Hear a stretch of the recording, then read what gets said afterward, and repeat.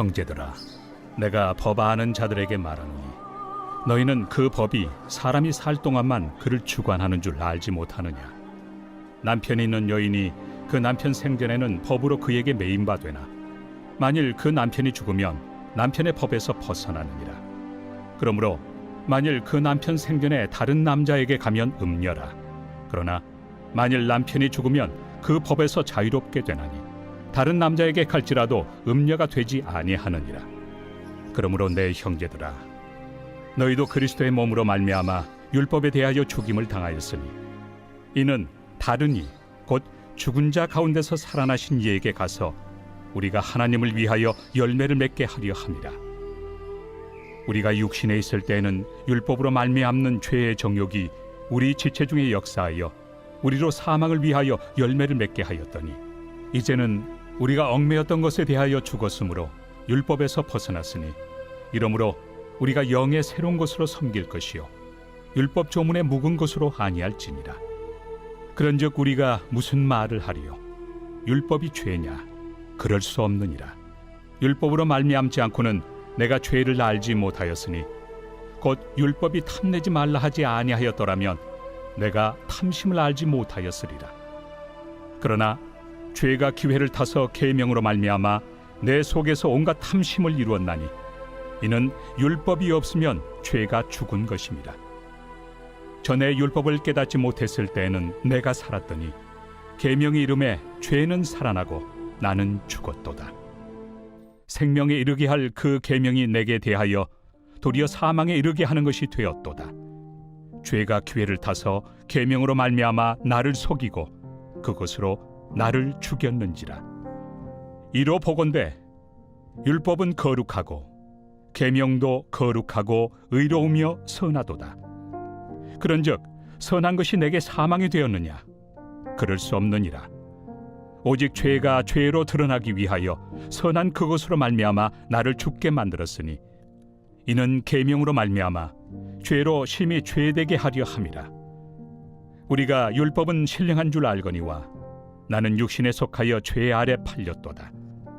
내가 행하는 것을 내가 알지 못하노니 곧 내가 원하는 것은 행하지 아니하고 도리어 미워하는 것을 행함이라. 만일 내가 원하지 아니하는 그것을 행하면 내가 이로써 율법이 선한 것을 시인하노니 이제는 그것을 행하는 자가 내가 아니요 내 속에 거하는 죄니라. 내 속 곧 내 육신에 선한 것이 거하지 아니하는 줄을 아노니 원함은 내게 있으나 선을 행하는 것은 없노라. 내가 원하는 바 선은 행하지 아니하고 도리어 원하지 아니하는 바 악을 행하는도다. 만일 내가 원하지 아니하는 그것을 하면 이를 행하는 자는 내가 아니요 내 속에 거하는 죄니라. 그러므로 내가 한 법을 깨달았노니 곧 선을 행하기 원하는 나에게 악이 함께 있는 것이로다.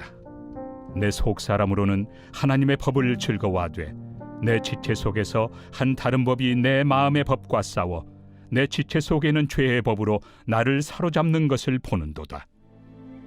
오호라, 나는 곤고한 사람이로다. 이 사망의 몸에서 누가 나를 건져내랴? 우리 주 예수 그리스도로 말미암아 하나님께 감사하리로다. 그런즉 내 자신이 마음으로는 하나님의 법을, 육신으로는 죄의 법을 섬기노라.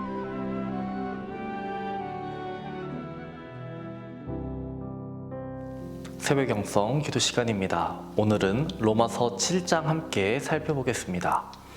바울은 그리스도를 믿어 신자가 되었음에도 말씀대로 온전히 살지 못하는 자신을 보며 겪게 되는 갈등을 적었습니다. 바로 21절에서 23절이죠. 그러므로 내가 한 법을 깨달았노니 곧 선을 행하기 원하는 나에게 악이 함께 있는 것이로다.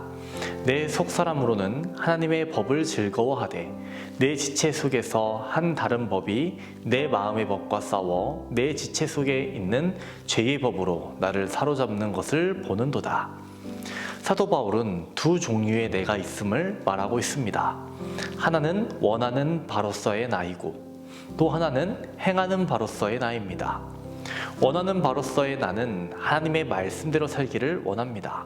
그런데 행하는 나는 하나님의 말씀 그대로 살아가지 못하고 있다라는 것입니다. 말씀대로 살고 싶은 나와 행하는 나와의 괴리가 좁혀지지 않음을 말하고 있는 것이죠.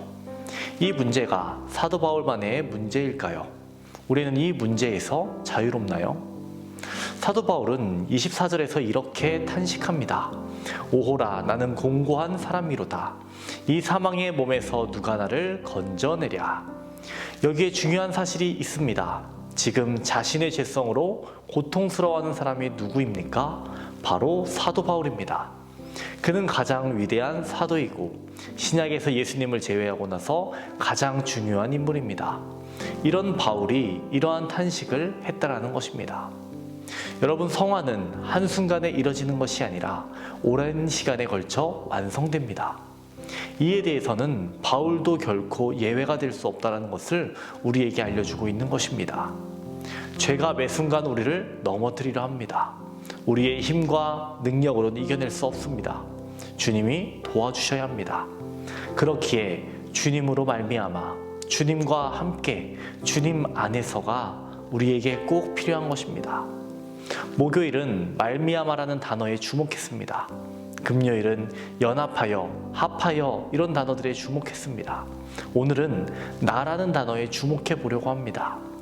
사도 바울은 7절부터 25절까지 나라는 단어를 무려 35번이나 사용합니다.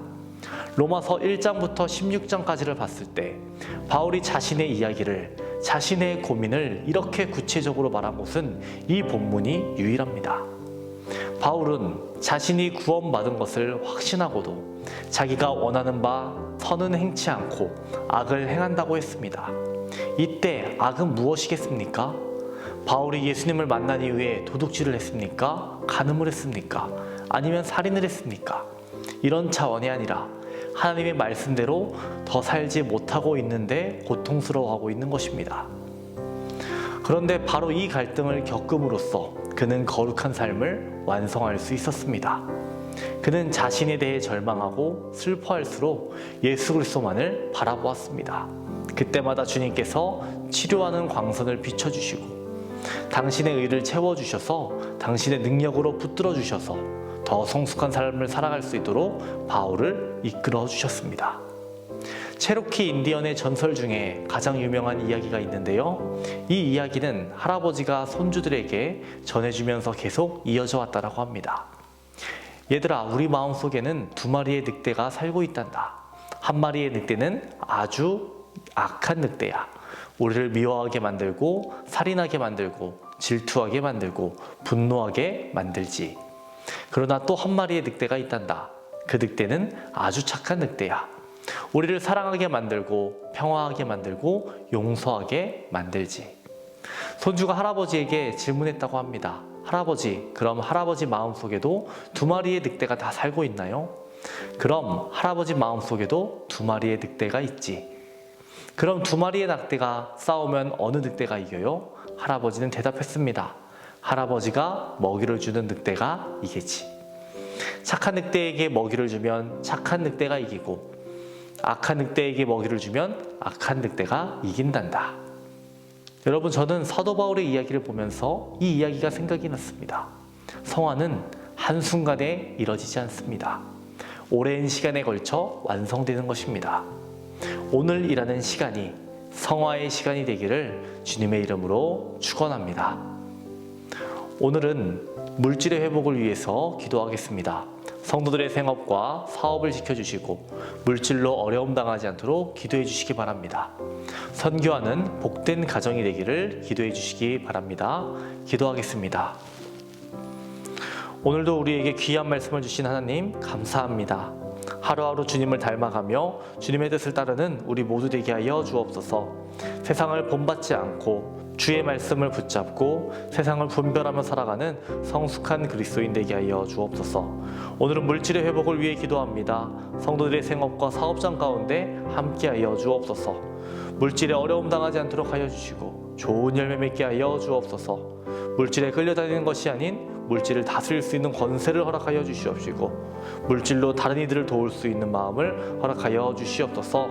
튀르키예, 시리아, 지진 피해자들을 위해서 기도합니다. 하나님 그들을 위로하여 주시옵시고 그들에게 용기를 더하여 주시옵소서. 우리들이 마음을 모아 그들에게 물질을 보낼 수 있도록 도와주시옵소서. 성령님 담임 목사님의 사역 가운데 늘 함께하여 주옵소서. 계획하시고 준비하시는 모든 사역 가운데 성령의 역사를 더하여 주옵소서.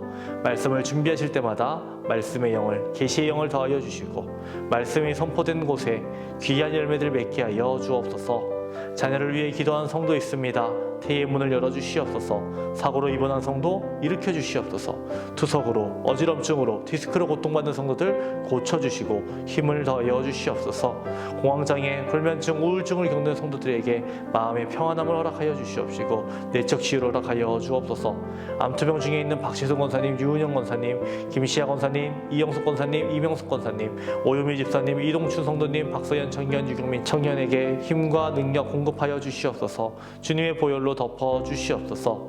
연로하신 장로님, 권사님, 집사님들 질병으로 누워 계시지 않게 하여 주시옵시고 마지막 날까지 걸을 수 있는 건강 허락하여 주시옵소서. 주님의 선하심과 인자하심이 삶 속에 늘 넘쳐날 수 있도록 도와주시옵소서. 우리의 소망이 되시는 예수님의 이름으로 기도합니다. 아멘.